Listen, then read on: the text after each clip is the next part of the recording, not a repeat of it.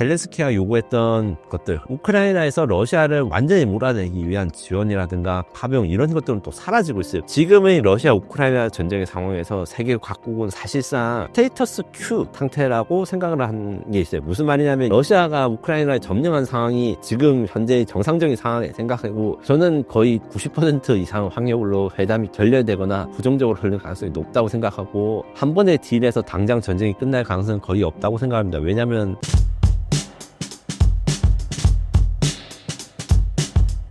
15일 러시아와의 알래스카 회의에서 트럼프 대통령은 우크라이나 문제를 사실상 러시아 손에 맡겼다라고 봐도 될까요? 회담이 일어난 직후에는 사실 여러 가지 의견이 분분했으나, 제가 앞서서 말한 내용, 그러니까 이 양자회담 이후 진행된 우크라이나 젤렌스키랑 미국과의 회담 내용 봐서는 사실상 러시아 손에 맡겼다고 해도 부족함이 없는 상황입니다. 왜냐하면 15일날 회담을 했을 때는 그래서 둘이 어떤 것을 합의했구나 이런 내용이 실질적인 성과가 부재했거든요. 그래서 원래 친러파들은 15일, 그러니까 지난주 금요일 시점만 해도 계속 전쟁이 하게 되면 우크라이나 무너지니까 트럼프랑 푸틴 사이에 협상이 안 돼도 러시아는 괜찮다 이렇게 밀어붙였고, 친우크라이나 측 의견으로는 러시아가 지금 잘 버티는 척 하지만 이제 사상자가 100만 명이 넘겼고 경제가 지금 성장한다고 하는 것도 다 거짓말이기 때문에 푸틴이 자존심을 버티는 것이라서 트럼프가 시간을 끌고 있다 이렇게 해석을 했는데, 지금 18일까지 종합해서 생각할 때는 트럼프의 무능력을 간파한 러시아의 판정성, 그리고 트럼프 입장에서는 러시아가 좀 더 버틸 수 있다고 생각하는 편이 맞는 것 같습니다.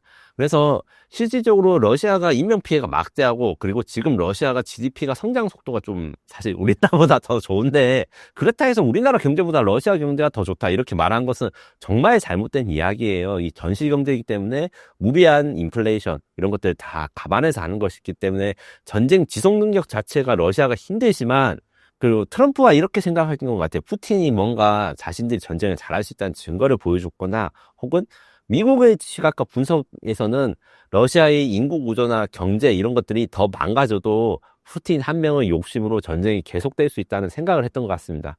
이렇게 된 경우에는 영원히 전쟁을 해서 그 사상자가 기하급수적으로 나오는 것보다 이제 러시아의 일부 좀 영토를 떼주고 종전을 해서 인명피해를 줄이는 게 좋다고 트럼프 그리고 미국 정부가 사실 생각을 할 수 있어요.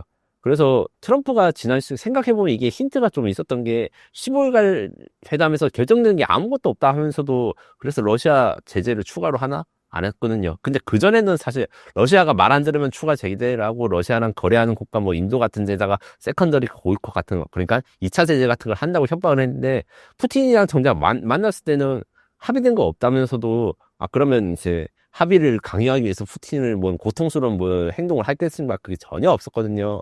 그래서 러시아 입장에서는 앞서서 말했지만 가장 좋은 방향이 우크라이나가 완전히 항복하는, 뭐 이건 사실 있을 수 없는 일이고, 항복을 하지 않으면 어떻게 되냐, 전쟁을 지속하는 편이 좋다.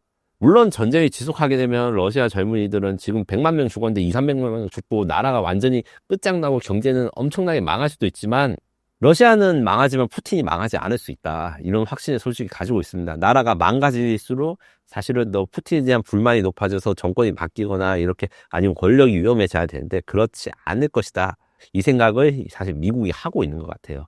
근데 거꾸로 이야기하면 이 평화협상이나 앞서 말한 내용들이 다 결렬이 돼도 될 가능성도 있다. 왜 그러냐면 미국이 현재 에너지 수출을 어느 정도 눈 감고 있다가, 그러니까 러시아가 에너지 수출을 할 때 가격도 제한돼서 싸게 팔아야 되고 팔 수 있는 국가도 매우 제한돼서 인도랑 중국밖에 없는데, 미국이 인도랑 중국에 러시아 에너지를 사지 않는다 하면 그 러시아 경제는 붕괴되고 전쟁을 할 비용도 없어진다. 근데 그런 선택을 미국이 아무래도 하지 않을 것 같다, 이런 분위기가 보여요. 물론 분위기라고 표현하는 것은 명시적으로 트럼프가 그렇게 이야기를 하거나 아니면 푸틴이 이걸 받아냈다 이야기할 리가 없기 때문에, 이런 간접적인 증거로 해서 추정할 것이 있기 때문에 이런 분위기라는 표현을 제가 썼습니다. 트럼프가 알래스카 회의에서 러시아와 대규모 무역을 강조한 건 결국 경제적 이익을 위한 신호일까요? 저는 이게 사실 트럼프가 별 생각이 없다 이렇게 생각해요. 왜냐하면 빅딜이 사실상 불가능합니다. 러시아랑 미국 사이에서. 기본적으로 이제 러시아가 지금 산업들이 제조업 중심 산업이고 수출을 많이 해야 되면 트럼프랑 협상을 해야 되겠죠. 왜냐하면 그 관세 협상에서 한국과 이제 일본이 미국과 협상했던 것처럼. 하지만 그게 아니고 러시아는 결국에는 한때는 뭐 기술도 선도하는 게 있었고 이랬지만 현재는 그냥 에너지 수출 국가, 산유국의 일종입니다. 그래서 트럼프가 평화협정이나 노벨 평화상 이런 앞서 말했듯이 뭔가 업적을 남기지 못하면 그 다음에 신경 써야 될 건 미국 내 여론입니다. 그 트럼프 입장에서 우크라이나 러시아의 협상과 평화협상은 첫 번째 목표가 자기가 상 받는 거, 두 번째 목표가 인플레이션을 억제하는데 러시아가 뭔가 기여를 해줄 수 있는가 얘기했을 때 뭐 러시아가 뭐 상품을 많이 싸게 풀어서 중국 대신에 대체 기조로 할 수도 없는 것이고, 결국에는 에너지를 싸게 공급받아가지고 그 에너지 물가를 잡게 하는데 러시아가 역할을 해야 되는 건데, 이 역할은 사실 지금도 어느 정도 하고 있어요. 왜냐? 앞서 말했듯이 러시아에 대한 에너지 수출 규제를 하니까 이게 물가가 내려간 요인이 된 거예요. 미국 외에 다른 국가들은 원래 러시아에서 많이 에너지를 수입할 때 싸게 수입을 했는데, 그걸 못하게 돼서 미국의 유럽 국가, 특히 독일 같은 경우가 심각합니다. 노르스트림이라 해가지고 천연가스 공급받을 때 엄청 싸게 공급받았는데, 그렇게 못하니까 유럽의 물가가 올라가는데 미국은 또 별로 문제가 없거든요. 왜냐? 미국이 산유국 수출하거나 LNG 수출을 할 때 사실 러시아의 에너지 수출이 묶여있기 때문에 얻는 이득이 커요. 그래서 러시아의 에너지 수출을 풀면 트럼프 입장에서 손해예요. LNG 이야기를 좀 들으셨을 겁니다. 무슨 이야기냐면, 일본과 한국이 그 관세 협상을 했을 때 미국 서해안에 LNG 항구를 건설하는 거를 도와주고 미국의 LNG를 일본과 한국이 수입하자고 각각 협상을 했거든요. 요거의 전제 조건은 뭐냐? 일본과 한국 둘 다 러시아에서 송유관으로 LNG를 받는 게 훨씬 더 싸고 좋은데 그걸 받지 말고 미국한테 사는 겁니다.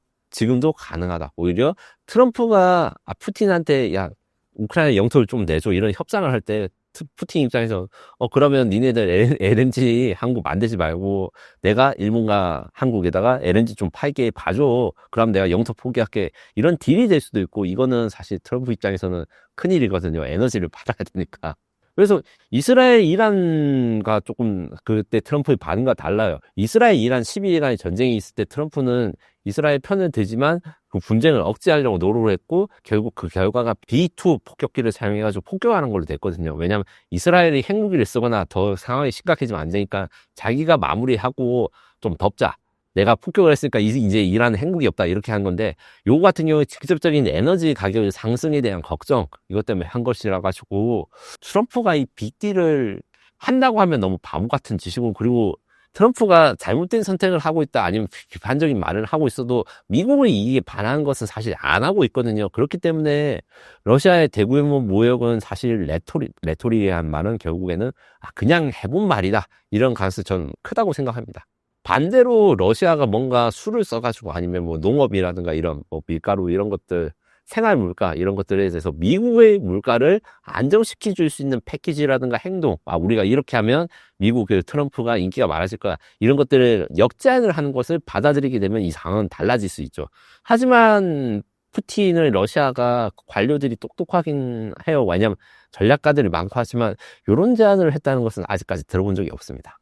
트럼프와의 협상 이후 젤렌스키에 대한 여론은 어떻게 변화했나요? 젤렌스키에 대한 여론은 사실은 뭐 트럼프랑 푸틴 빼고는 다 불쌍하게 생각하고 있다 이렇게 말하면 단순한 거고, 조금 더 길게 이야기를 하면 유럽의 의지연합에 대한 지원이 좀 더 구체적입니다. 결국 미국이 발을 빼고 아무것도 안 한다 이런 게 극단적으로 돼서 사실은 진짜로 미국이 발을 뺄까 걱정을 하다가도 이제 8월 18일 그 유럽 정상들과 그 트럼프가 회담에서 유럽 국가들은 구체적인 지원 패키지에 대한 논의 이런 것들을 진행을 했기 때문에 우크라이나 젤렌스키가 아닌 우크라이나에 대한 지원책은 좀 더 확실히 구체화되고 있고 이렇게 많아지고 있는데, 한편으로 젤렌스키가 요구했던 것들, 그러니까 우크라이나에서 러시아를 완전히 몰아내기 위한 지원이라든가 파병 이런 것들은 또 사라지고 있어요. 그래서 이게 지금의 러시아 우크라이나 전쟁의 상황에서 세계 각국은 사실상 스테이터스 큐 상태라고 생각을 한 게 있어요. 무슨 말이냐면 이게 조금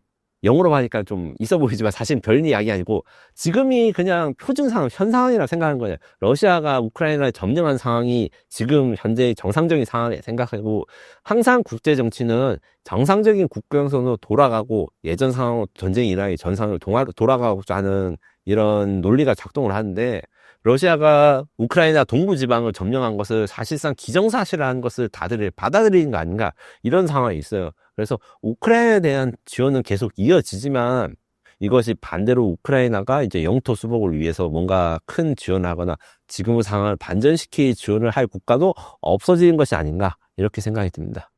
2주 이내에 푸틴과 우크라이나의 양자 회담이 개최될 수도 있는 상황인데 푸틴이 정말 양자 회담을 개최할 의지가 있어 보이는지, 그리고 회담이 열린다면 논의 사항은 무엇인가요? 기본적으로 사실 아직도 휴전이냐 정전이냐에 대해서 결과가 안 나왔지만 아직은 이제 정전으로 가는 것 같아요. 이게 차이가 왜 중요하냐면 휴전은 우크라이나가 선호하고 정전은 러시아가 선호합니다. 왜냐? 지금 대한민국은 정전협정이거든요. 북한과. 이 말인 것은 전쟁이 완전히 마무리되진 않았지만 아직 전투행위를 하지 않겠다. 휴전은 시한이나 기효가 있어서 시한이 끝나면 다시 전쟁을 시작하겠다. 이런 제한 조건이 붙어 있는데 휴전이 있는 상황에서 우크라이나는 자기 각국한테 지원을 받을 수 있는 명분이 더 생기고 정전으로 가면 이 지원에 대한 명분이 떨어집니다. 이제 전투행위 안 하기로 했자. 이렇게 하면서. 근데 사실은 러시아나 우크라이나 저는 둘 다 휴전이든 정전이든 전쟁이 다시 일어날 거라고 기본적으로 그런 전제를 깔고 이야기를 해요. 러시아는 러시아대로, 우크라이나는 우크라이나대로. 그래서 요것도 사실 좀 큰 논쟁이 될 수 있고, 그리고 영토 교환 후에 교전 중지를 하느냐, 교전 중지 후에 영토 교환을 하느냐, 요것도 좀 앞뒤 선호 관계에 따라서 양측의 의견이나 이익이 좀 달라져요. 영토 교환부터 먼저 하고 그 다음에 교전을 중지하자. 이렇게 되면 앞서서 제가 말한 것 중에 뭐가 있냐. 지금 러시아가 있는 자원 없는 자원 다 끌어모아서 예전보다 오히려 우크라이나 본토에 대한 미사일과 드론 공격을 계속 시도하면서 우크라이나의 핵심 시설들, 에너지 시설들을 파괴하고 우크라이나의 생산력을 저하시킨다는 것도 있잖아요. 요거를 영토 교환 먼저 하면 러시아가 선호합니다. 영토를 교환하는 작업에서 이제 전선에서는 전투가 중단되지만 그 와중에도 이제 러시아는 키예프에 다 계속 공격을 한다는 거고, 교전을 중지를 무조건 다 하고 하면 이제 일단 키예프라든가 아니면 후방 지역에 대한 러시아 공격을 막을 수 있기 때문에 우크라이나가 선호합니다. 다만 이제 포로 교환 문제 같은 경우에는 이제 우크라이나가 요청을 해서 저번에 한번 이루어졌는데 앞으로도 좀 이거는 꾸준히 이루어질 것 같고, 요 같은 경우에는 기본적으로 러시아가 말하는 대조국 전쟁, 2차 세계대전 때 엄청난 희생을 치렀지만 그때 유족들에 대해서 예우를 하는 문화가 있고 사망자나 전사자에 대해서 대우를 해줘야 되는 게 있어요. 이걸 푸틴이 잘 챙기지 못하면 푸틴이 위신이 러시아에서 깎입니다. 그렇기 때문에 러시아 포로들을 이제 러시아 땅으로 되돌아가고 이런 교환은 이 두 개 앞에 이슈랑 달리 좀 진행이 될 것 같고, 흑해 무역 같은 경우에는 아직도 러시아 해군이 우크라이나 해군보다 강하지만 우크라이나 해군의 계속된 공격으로 해서 흑해는 지금 어느 누구의 우세하다고 하기 어려워요. 그러니까 러시아 배든 우크라이나 배든 위험한 상황이기 때문에 여기에 대해서 둘이 딜을 할 가능성, 서로를 무역을 좀 존중하거나 아니면 어느 정도 인정할 가능성이 좀 있다. 그리고 전후 재건 문제라든가 아니면 나토 가입 같은 경우는, 나토 가입은 일단 트럼프가 안 하겠다 하면 거의 쓸모가 없고 실제로 안 하겠다 했기 때문에 푸틴과 협상을 할 이유는 없으나 의지의 연합이라고 불리는 유럽과의 협력과 교류를 러시아가 그거 하지 말라고 트집을 잡는 게 생길 수 있고, 전후 재건 사업에 대해서 사실은 우리나라에서는 사실 이게 좀 많이 이제 주목을 받고 이제 스캔들도 나고 있는데, 공식적으로 휴전이든 정전이든 그런 전후 지원 패키지를 유럽이나 미국이 할까? 그걸로 해서 있는 거는 사실 좀 의문이 있어요. 왜냐하면 그 사업을 해서 우크라이나에 부흥시킬 때 유럽이 같이 이익을 얻거나 아니면 미국이 이익을 얻는 요소에 대해서는 아직 좀 논란이 많거든요. 여기에 대해서 계획을 어떻게 세울 것인지에 대해서는 사실은 저는 지금은 잘 모르겠어요. 양자 회담이 결렬되거나 부정적으로 흐를 경우 앞으로 어떤 일이 벌어질까요? 저는 거의 90% 이상 확률로 회담이 결렬되거나 부정적으로 흘릴 가능성이 높다고 생각하고, 한 번에 딜해서 당장 전쟁이 끝날 가능성은 거의 없다고 생각합니다. 왜냐하면 일단 기본적으로 우크라이나 헌법에서 영토 포기를 허용하지 않고 젤렌스키가 결정할 수 없어요. 국민투표 같은 것도 진행되면 국민투표 진행하는 동안에 이 투표가 부정투표는 아닌가 감시하는 것도 있고 시스템 구축해야 되는 것도 있고, 포기를 할 때 yes or no 이런 식으로 투표를 해야 되기 때문에 어디까지 얻고 어디까지 잃을 것인가 여기에 대해서도 논의할 게 너무 많고, 우크라이나가 함부로 당장 전쟁을 끝내고 교전을 중지하자고 말할 수가 없어요. 이 쉬는 시간, 그러니까 끝나는 시간이 아니라 이 전쟁이 한 번 더 생길 거라 생각하면 이 쉬는 시간이 우크라이나가 재정비할 시간도 되지만 러시아가 재정비할 시간도 돼서 함부로 교전을 중지하자고 우크라이나가 빠르게 서두를 수 없어요. 러시아 입장에서는 자신들이 많이 피해도 맞지만 피해를 받았다고 말하기도 어렵고, 그 다음에 일단 그래도 국력이 러시아가 세니까 계속 전쟁을 하는 게 유리하다고 생각을 하기 때문에 저는 거의 매우 높은 확률로 결렬되거나 부정되거나 최소한 장기화 될 것이다. 이렇게 급하게 만약에 종결이 되면 아주 급한 시기, 그러니까 정전협정이나 휴전협정이 체결되는 게 이게 너무 빨리 이루어지면 한 2, 3개월 안에 다시 교전이 일어날 가능성이 많다. 이렇게 생각이 들고, 이렇게 장기전으로, 그러니까 한국 전쟁이 3년, 이란 이라크 전쟁이 7년, 뭐 아프간 뭐 테러의 전쟁이 이게 10년 갔는데, 이게 장기전으로 갈 경우에는 미국 입장에서 이제 최악의 상황이 나오는 거죠. 어떤 게 되냐면 기본적으로 중국이 부상할 거예요. 지금 러시아 우크라이나 전쟁에서 중국은 사람들이 생각과는 달리 중재나 협상의 주체입니다. 왜 그러냐면 기본적으로 중국과 우크라이나 관계가 굉장히 좋았고, 원래는 사실 해구산이라 해서 중국이 그 우크라이나 안전보장 해주는 것도 좀 논의가 됐었어요. 이 정도로 이제 우크라이나랑 러시아 관계도 친하기 때문에 우크라이나 러시아의 중국의 관계가 둘 다 친하고, 반대로 러시아는 중국 없으면 전쟁 수행이 안 됐어요. 왜냐하면 생활 필수품이나 이런 물자 같은 걸 다 러시아한테 수입돼요. 다른 나라들은 수출 규제가 받았는데, 반대로 중국이 끝까지 러시아한테 지금 하나도 안 하고 있는 건 무기 수출입니다. 무기 수출, 그러니까 전투물자 이런 것들에 대해서 수출을 안 하고, 드론 같은 경우에는 전투물자는 아니고 일반 상용물자를 사용해서 전투를 사용하는 거, 그냥 러시아에서 사실 불만이 많아요. 그 무기를 팔거나 이랬으면 북한한테 손을 안 벌렸어도 되는데, 북한 무기보다 중국 무기가 사실 더 좋을 거는 사실이거든요. 뭐 중국은 이제 스텔스 전투기도 만들 정도 국방 기술력이 높고 이러니까. 그렇기 때문에 러시아가 전쟁이 장기화되면 중국에 결국 전쟁 물자 수출을 요구할 것이고, 중국은 이쪽에서 이제 어느 쪽으로 선택하든 이게 꽃놀이패를 치게 된 거죠. 미국 견제를 위해서 지금 자국이 미국과 중국과의 갈등이 지금 관세 부담도 지연되고, 사실 분위기가 크게 나쁘지 않으니까 미국을 건드리기 싫어서 러시아한테 무기를 지원 안 해준 건데, 러시아의 무기를 지원해 주는 순간 미국은 정말 중국에 대해서 진지하게 나설 수밖에 없고, 우크라이나 같은 경우에는 또 이게 참 재밌는데, 드론 전쟁이라 하잖아요. 우크라이나 러시아 전쟁이. 그래서 우크라이나군 러시아군 전부 다 드론을 쓰고 있는데, 거의 많은 부품들이 다 중국에서, 둘 다 우크라이나도 중국에서 수입하고 러시아도 중국에서 수입한 게 많아요. 그래서 중국이 요것을 활용해 가지고 우크라이나는 또 중국한테 지금까지 드론 부품 수출했던 것처럼 계속 수출을 해라, 아니면 우회 수출이라든 이런 걸 요구를 할 생각이 있을 거고, 그럼 이 상황으로 장기화됐을 때 결국 미국은 안보는 실패한다. 왜냐하면 중국이 부상하게 되는 결정적인 계기, 그리고 한미 블록이 생길 수 있다. 중국과 러시아가 결합하게 되면. 이걸 막기 위해서 사실 트럼프가 푸틴이랑 좀 친하게 지낸 것도 있거든요. 이런 것들에 대해서 미국이 실패할 수 있다. 그 다음에 러시아가 결국에는 이 장기전이 될 경우에는 2차 세계대전, 그러니까 조국 해방전쟁 이후 최대 전쟁이 되기 때문에 징병제를 실시하게 됩니다. 징병제를 실시하게 되면 러시아는 정말 큰일 나요. 큰일 나는 게 어느 정도냐.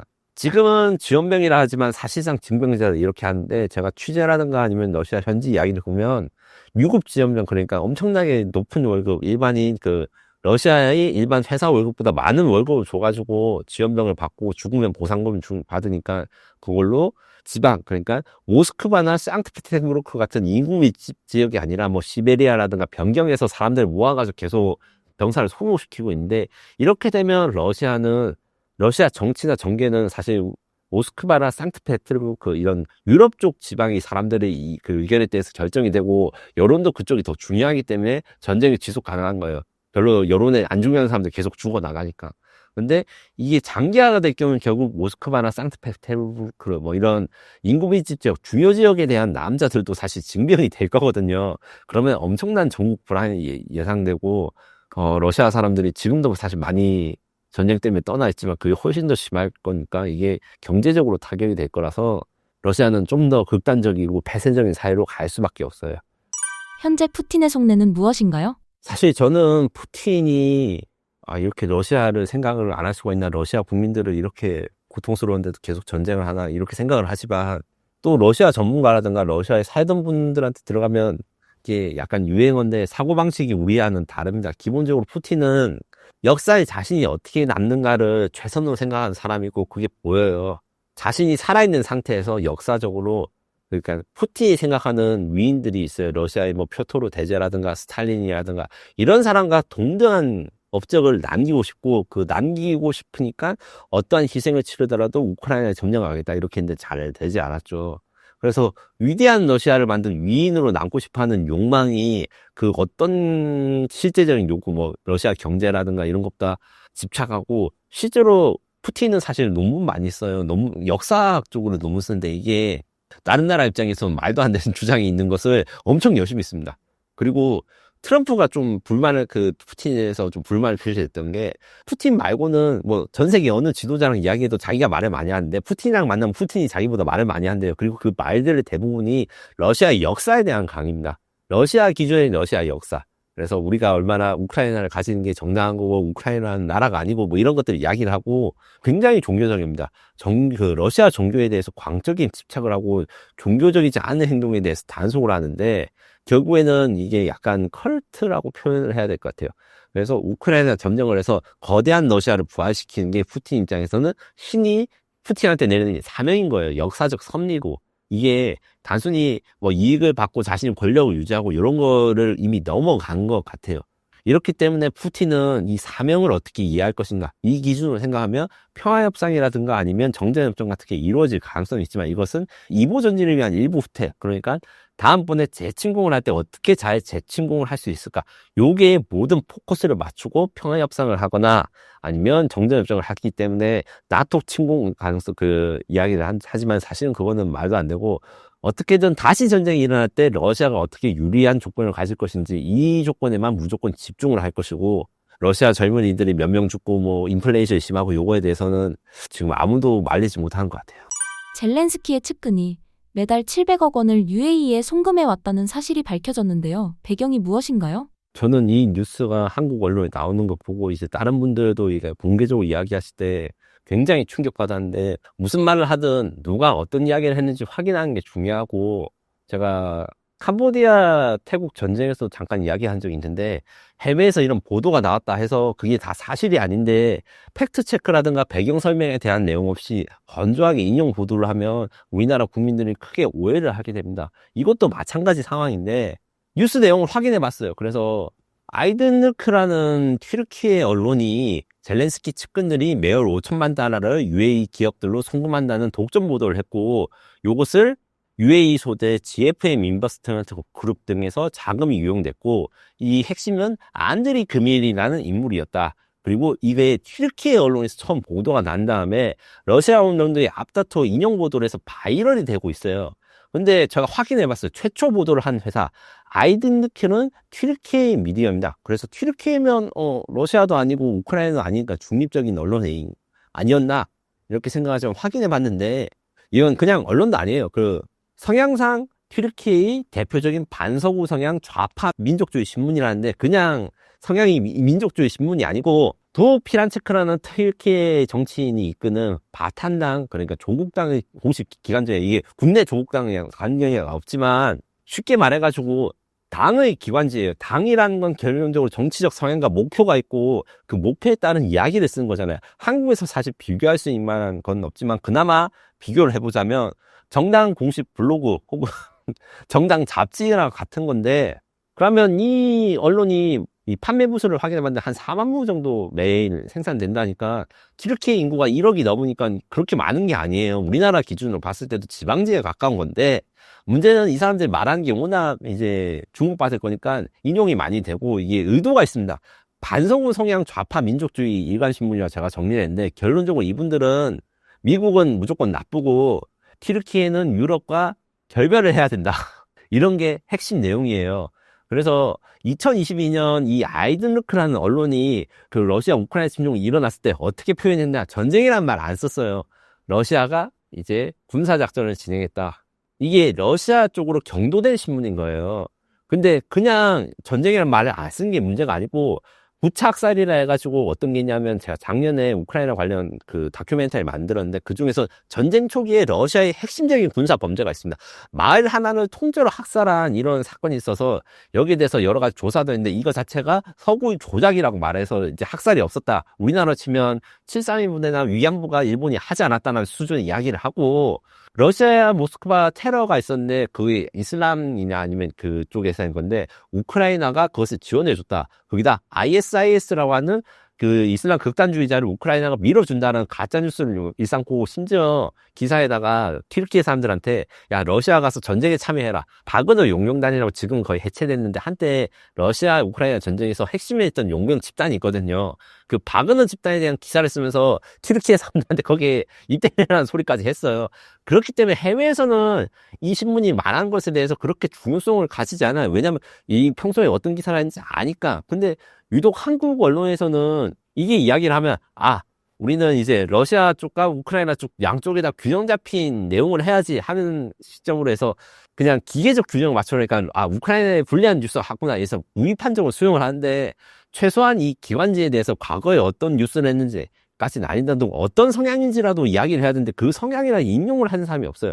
물론 아이든르크가 맞을 수도 있지만 이 본문 기사도 확인해 봤는데 그래서 물질적인 증거라든가 물증이 있는가 요것도 없고 집중적으로 러시아 언론들이 이걸 퍼가는 그러니까 공유해서 러시아 입장에서는 러시아가 직접 이거 문제를 제기하면 넌 적국이니까 거짓말 하겠자 이걸 피하기 위해서 프록시를 만들어서 제3국이 보도를 한 거를 러시아가 인용 보도해서 바이럴을 만드는 거를 검증을 너무 안 하시는 거 아닌가 이 생각이 들어서 물론 우크라이나도 비리가 많긴 해요. 무슨 말이냐면 지금 이제 경제 쪽에서 보실 때 기업 공개라는 게 있거든요. 뭐 상장 기업이라든가 이런 데 매출액이나 공개를 하는데 지금 우크라이나 공식적인 입장은 전쟁 중이기 때문에 국영 기업을 제외한 민간 기업은 IR이 필수 사양이 아닙니다. 우리나라 치면 이제 주식 시장에 올라왔는데 그 회사가 얼마 벌고 있는지 이런 거 말을 안 하는 분도 있다. 이 정도의 수준이기 때문에 비리라든가 아니면 이 종류에서 이런 것들이 생길 수는 있고 실제로 이제 부패 방지 법안 관련해서 우크라이나 내부에서 그 젤렌스키에 반대하는 시위도 있어요. 젤렌스키 비리를 조사할 수 있는 기관이 이제 그 무력화될 위기가 있는데 젤렌스키가 그걸 철회했거든요. 우크라이나가 비리는 많은데 그것도 사실입니다. 우리나라 기준으로 뭐 사실 80년대 말 90년대 그러니까 뭐 음주운전 단속이 걸렸을 때 사실은 이제 그때 당시만 해도 경찰관들한테 매문 지어주는 문화가 우리나라에도 흔했거든요. 그 정도의 수준인 것도 많은데 그렇다 해가지고 젤렌스키가 실각을 하거나 이런 정보라든가 젤렌스키를 악마로 보는 정보를 그냥 젤렌스키도 똑같이 나쁜 놈이구나 이런 기본적인 생각을 갖고 하는 게 아니고 사안별로 건건히 나눠서 해야 된다. 저는 이걸 좀 강조하고 싶어요. 러우 전쟁 이후 젤렌스키가 겪게 될 결말은 어떨까요? 앞선 내용과 연관될 것인데 젤렌스키가 권좌에서 내려오면 검찰 조사 수사는 기본적으로 받을 것입니다. 그 앞에 말한 내용이 저는 가짜뉴스라는 거지 측근 비리라든가 부패에 대한 국민들의 불만이 존재를 하고 우크라이나 내부 언론에서도 비판하는 내용들이 있어요. 그러면 우크라이나에서 젤렌스키라든가 이 정부에 대한 비리를 비판하는 언론들은 하면 그 나라를 러시아에 주자고 말한가? 절대 그렇지 않습니다. 그건 그거고 그 러시아랑 전쟁을 해야 되는 거 이렇게 생각하기 때문에 젤렌스키가 권좌에서 내려온 대통령실에서 내려올 때 기본적으로 재임 기간 동안에 비리에 대한 조사는 받을 수 있으나 이것이 뭐 젤렌스키 정통성이 훼손받고 이러지는 않을 것이고 그리고 또 젤렌스키가 그 종전 협상을 어떻게 하는 거에 따라서 우크라이나 사람들 분노도 좀 받을 수 있을 거예요. 막 너무 많이 양보를 해줬다기 때문에 비판을 받고 이런 것들은 사실 젤렌스키는 아마 감당을 할 수 있는 왜냐하면 전쟁 초기에 비해서 지금 너무 우크라이나 국민들 전쟁 수행 의지가 꺾어졌기 때문에 그래서 젤렌스키가 러시아한테 땅을 양보해줬다고 막 공격받고 이러기는 좀 어려울 것 같아요. 다만 정부는 교체될 것이 거의 확실하고 이 교체된다는 의미에서 친러파 집권은 불가능합니다. 옛날 그러니까 우크라이나 러시아 전쟁이 일어나기 전에는 사실 친러파랑 반러파가 돌아가면서 우크라이나 정권을 잡으면서 오렌지 혁명 같은 것도 있고 했는데 친러파가 싸우는 비리나 이런 게 상상을 초월해요. 옛날 러시아 친러파 쪽 우크라이나 대통령이 만든 별장이 지금 관광 코스로 있고 넷플릭스 가면 그거 보실 수 있는데 어마어마합니다. 그래서 그렇기 때문에 친러파가 지금 우크라이나 내에서 젤렌스키가 권좌에 늘어난다 해서 대신에 친러파가 정권을 잡고 우리는 푸틴이랑 친하게 지내고 통합하겠습니다. 이럴 경우는 거의 없습니다. 러시아의 재침공 가능성에 대해서 다만 이제 우크라이나 내부에서 정치 성향이 어떻든 다 걱정을 하기 때문에 아마 이제 군인 출신 최근에 이제 우크라이나 러시아 전쟁에서 활약했던 군인이 뭐 대서국으로 나왔다가 견제도 받고 있는데 이런 아니면 군사 국가로서의 그 우크라이나로 변화될 가능성은 크다. 이렇게 말씀드릴 수 있습니다. 마지막으로 신사임당 구독자분들께 한 말씀 부탁드립니다. 러시아가 이기고 있다, 지고 있다 이런 이야기 하는 거 제가 잘 못하고 저는 심지어 러시아 우크라이나 전쟁이 일어나기 보름 전에는 러시아가 그냥 군사훈련을 하고 있다 이렇게 생각했어요. 왜냐하면 군사적인 상식으로는 전쟁이 일어날 것이 아니라고 생각했기 때문입니다. 하지만 상식이 항상 틀리라고 있는 것은 이제 군사적인 이슈뿐만 아니라 투자에서도 사실 많이 겪으실 거예요. 그래서 항상 극단적인 상황이 대비하되 그 극단적인 상황에 자신들이 그 생각이나 이런 게 지배당하면 안 됩니다. 무슨 일이 일어날 수도 있지만 각각의 일에는 확률이 있고 사람들의 논리나 이런 것들을 좀 믿으면서 보셔야 됩니다. 이 관점에서 단순한 양비론이 아니라 그러니까 무조건 러시아, 우크라이나가 둘 다 잘못했다 이렇게 수평적으로 볼 게 아니라 건건별로 생각하시는 게 단순히 국가나 역사에 대한 인식뿐만 아니라 투자라든가 아니면 생활의 관점에서도 자신이 손해를 보지 않는 길이라는 걸 꼭 말씀드리고 싶어요.